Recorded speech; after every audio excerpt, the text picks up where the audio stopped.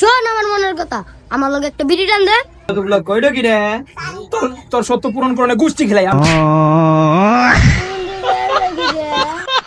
সুবহানাল্লাহ সুবহানাল্লাহ সুবহানাল্লাহ।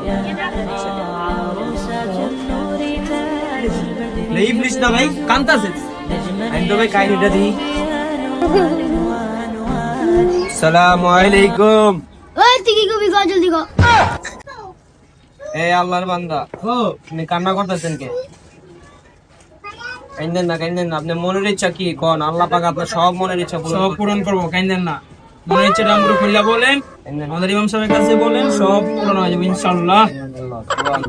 11 মাস আমার লগে আসিলি, আর একটা মাস ভালো হয়ে গেলি, আমার কথা শুনিস না। আমার ইচ্ছা কোনো পূরণ করতে পারবি না তোরা। যা যা যা, তুমি কামে যা। তুমি টেনশন নিচ্ছ কেন?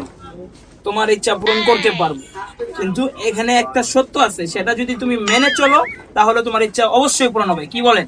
জি জি জি। তুই কি করলি? পাইছি অগ্রহিত ফান্ডে হালান যে পারবি না, পারবি না, তোর আমার ইচ্ছা পূরণ করতে পারবি না। ইমাম সাহেব, যেহেতু এই সুযোগে আমরা একটা কাজ করি, ওরা ভালো করে কি কোন এই দেশকে ভালো বানালাম যে সত্য পূরণ করুম, আর ওই যেন আমাদের সত্য পূরণ করে। কি কর? দি ওর শর্তটা কি আগে? শর্তটা হচ্ছে কি, তুমি একজন আল্লাহর বান্দা, হয়তোবা তুমি কিছু ভুল করার কারণে তুমি শয়তানের রূপে রূপান্তরিত হয়েছো। এখন আমাদের সাথে চলো, নামাজটা পড়বা, আল্লাহ তোমার সকল মনের ইচ্ছা পূরণ করবে। চলেন নামাজে, চলেন চলেন। তোরা তো আমার বড় শয়তান, আমার ইচ্ছা না পূরণ করে লয়ে যাস গা। ইমাম সাহেব শয়তান চিত্তে গেছে গা। বাবা রে বাবা, ইমাম সাহেব আগে শয়তানের ইচ্ছাটা পূরণ করে। ওর ইচ্ছাটা পূরণ করা দরকার।